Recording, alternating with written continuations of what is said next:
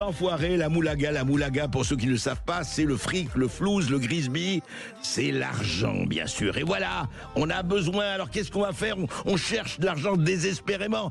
Comment on va faire? Écoutez ce que dit le gouverneur de la Banque de France et ce qu'il propose. Chaque année, elle a cité un chiffre que la Banque de France a mis en avant, il y a 300 milliards d'épargne des Européens qui vont s'investir hors d'Europe et d'abord aux États-Unis.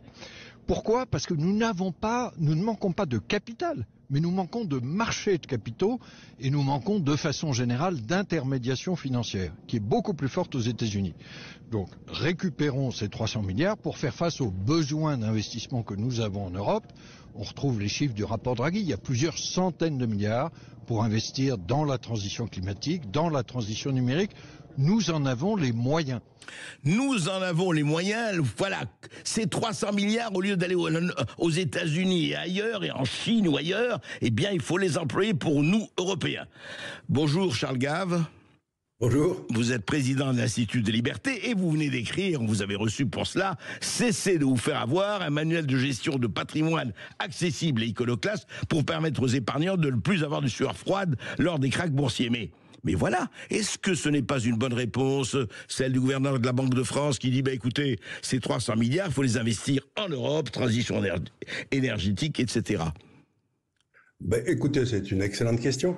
La première des choses, c'est qu'il faut demander à M. Villeroy de Galhau la rentabilité qu'ont eu tous les investissements qui ont été faits par des inspecteurs des finances depuis 40 ans pour assurer je ne sais quelle lubie que c'est confréria. Mais pour revenir, je voudrais revenir à quelque chose de beaucoup plus fondamental au départ.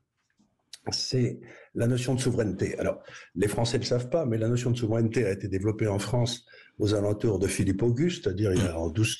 Et il y avait 4 idées fondamentales, si vous voulez. La première, c'est qu'il était souverain celui qui battait monnaie. C'était la première des choses à prendre. La deuxième, c'était qu'il avait des frontières. La troisième, c'est qu'il pouvait lever des impôts sur sa population. Et la quatrième, c'est qu'il avait une force armée pour défendre la paix civile et la paix extérieure. Bien. Alors maintenant, si vous prenez ces 4 trucs, je me demande ce que les gens de la Banque de France ont contre la souveraineté française. Parce que M. Delors, qui était un ancien de la Banque de France, a détruit les frontières. Monsieur Trichet a détruit notre capacité à battre monnaie. Autre gouverneur de la Banque de France également. Gouverneur de la Banque de France. Et maintenant, M. Villeroy de Galhau veut, grosso modo, donner un droit de lever des impôts sur la population française. Parce que qu'est-ce que c'est que des emprunts? Un emprunt, c'est de l'impôt différé. Donc si l'Europe emprunte aujourd'hui, ça veut dire que demain, il faudra rembourser, il faudra créer un ministère des Finances européen. C'est-à-dire qu'il ne nous reste plus à perdre que notre armée et nous ne serons plus un État souverain du tout. Donc je me demande ce que les gouverneurs de la Banque de France ont contre la souveraineté de la France et pourquoi ils suivent ce que demande Jean Monnet et pourquoi ils suivent pas ce que demandait De Gaulle.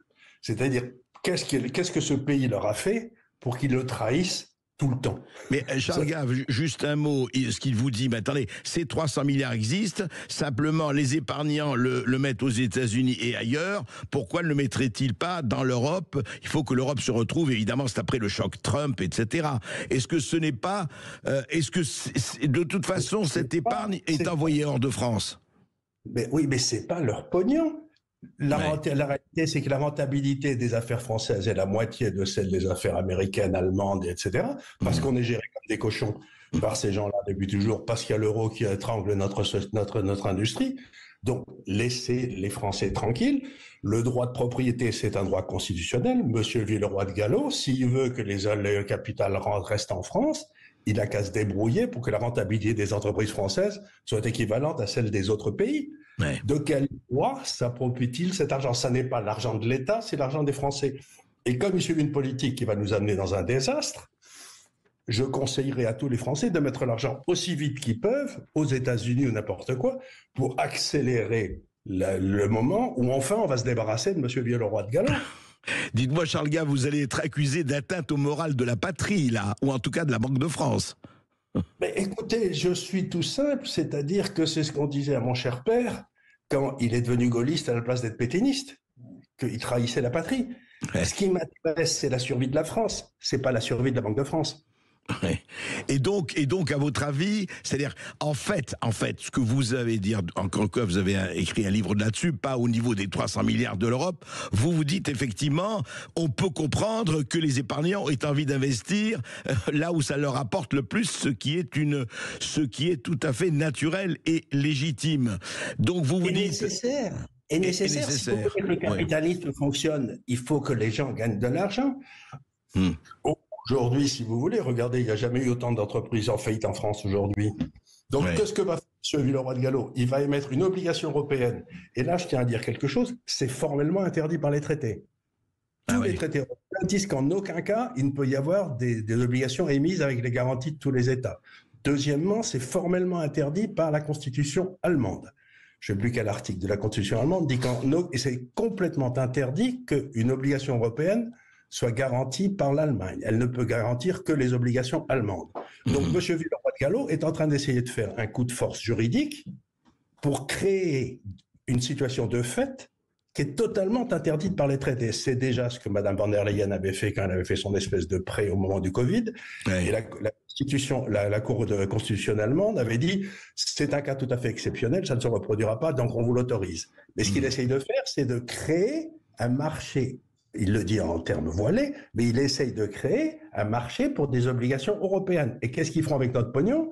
Madame von der Leyen ira signer des contrats avec je ne sais pas qui, et on ne saurait pas à quel prix, et ce pognon sera gaspillé. Je ne sais pas combien de dizaines de millions de vaccins ont été foutus à la poubelle après qu'elle les ait achetés à un prix exorbitant, et elle est en procès à ce moment-là. Donc, imaginez que des gens comme Madame von der Leyen, dont la probité est douteuse, puisqu'elle a des procès en Allemagne aussi, parce qu'elle avait, quand elle était ministre de la Défense. Donc, on va confier à Mme von der Leyen le soin de nous développer dans le domaine de l'écologie et du numérique. Non, mais on nous prend vraiment pour des imbéciles. Ce qu'il nous faut, c'est créer il faut qu'émergent en Europe des Musk, mais des von der Leyen, on en a beaucoup trop. Oui, vous dire que l'autre denrée est effectivement la denrée muskienne et se fait effectivement plus rare. Mais quand il dit effectivement, donc parce que c'est intéressant, ce que vous dites, Charles Gave, c'est que à la fois c'est interdit par les lois actuellement existantes. Tous les traités. Et puis deuxièmement et surtout, vous dites que oui, parce qu'il parle, François Villeroy de Galhau, vous avez entendu, oui, comme ça on va accélérer la transition énergétique, etc., etc. Mais est-ce que ce sont les priorités pour l'Europe en général et pour la France en particulier aujourd'hui? La priorité, le truc énergétique, si vous voulez, c'est encore une vaste foutaise. La Chine ouvre chaque année 60 centrales thermique au charbon. L'Inde à peu près 80. Et nous, on est déjà nucléaire. Donc nous, on est l'économie la plus propre du monde. On n'a pas besoin d'accélérer la transition. On est les meilleurs. Ce qu'il faut, c'est accélérer la hausse de la rentabilité des entreprises françaises en faisant baisser le prix de l'électricité qu'on a mis à des niveaux idiots pour faire plaisir aux Allemands. Donc oui, il ne faut pas aider la transition énergétique. On a fait tout ce qu'il fallait parce qu'il y avait des gens qui comprenaient quelque chose il y a 40 ans et qui ont fait ce qu'il fallait il y a 40 ans. Ce qu'il faut maintenant, c'est sortir, ce que Musk va essayer de faire, sortir les industriels des foucades, des administratifs et des politiques. Si vous voulez, quand vous regardez par exemple, si vous voulez augmenter un gars au SMIC que vous embauchez, si vous voulez l'augmenter de 100 euros, ça vous coûte 500 euros. Non, mais quel est l'imbécile qui a monté ce système? C'est ça dont il faut libérer la France. Il faut libérer la France de M. François de Galhau le plus rapidement possible. Et donc pour vous, dites-moi, ce forum de Davos, ce World Economic Forum, pour vous, c'est quoi? Le forum de Davos, ça a été toujours l'endroit où les gars qui avaient réussi dans le passé rencontraient des ambitieux qui espéraient réussir dans le futur. Et il n'y avait jamais des gens sérieux au milieu.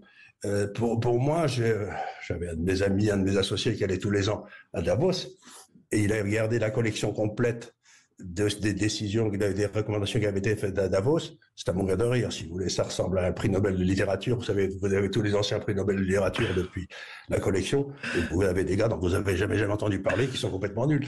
Donc, c'est si vous voulez, l'endroit où les Attali et les Mencks se rencontrent. C'est passionnant. Oui, et psalmodie, et psalmodie. Donc, c'est 300, mais c'est 300, alors, par exemple, cette épargne, les 300 milliards dont parle François Villeroy, dont parle le gouverneur de la Banque de France, est-ce qu'aujourd'hui, on peut, si Charles Gave était aux commandes, ou aux manettes, qu'est-ce qu'il en ferait? Ben, il n'en ferait rien du tout, parce que c'est pas à lui. Ouais. Il n'en ferait rien du tout. Je dirais aux gens, écoutez les enfants, c'est votre pognon, vous prenez la responsabilité de l'investir comme vous voulez, et je vous souhaite que vous gagnerez plein d'argent de façon à ce que la rentabilité de ces investissements vous permette de passer une retraite heureuse, parce que c'est pas avec ce que fait M. François de Gallo que vous aurez la moindre retraite. Donc il vaut beaucoup mieux que vous preniez votre argent maintenant et que vous essayiez de l'investir dans des endroits où vous avez peut-être une petite chance de gagner de l'argent. Ouais. Donc si vous voulez, ce qui est extraordinaire, c'est que M. François de Gallo, et tous les autres, Trichet, etc. Trichet, ça a été le fossoyeur de l'économie française, mais... Et donc, vous voyez tous ces gens-là qui vous disent on a pris votre argent pour faire des trucs importants, moyennant quoi on est tous ruinés. Si l'Union soviétique a échoué, c'est parce que la façon dont elle travaillait était imbécile. Mais les hauts fonctionnaires français pensent que l'Union soviétique a échoué parce qu'ils n'avaient pas des bons hauts fonctionnaires. Oui. Tandis que nous en avons d'excellents, c'est ça. Nous en avons d'excellents. D'ailleurs, ils arrivent aux postes prestigieux qui sont les leurs. Ouais. Donc, mais foutez la paix aux gens, laissez-les investir leur pognon comme ils veulent. C'est pas votre pognon. Vous en prenez déjà beaucoup trop en impôts. On n'a pas besoin maintenant d'une obligation européenne qui mènera ensuite à des impôts européens. Mais laissez les gens libres. Laissez les gens. Oui, laissez les gens. M. François de Gallo doit être aussi partisan de sanctionner l'Internet, parce que les gens disent n'importe quoi sur l'Internet, et comme ils font n'importe quoi avec leur pognon, il va vous le prendre pour l'investir lui.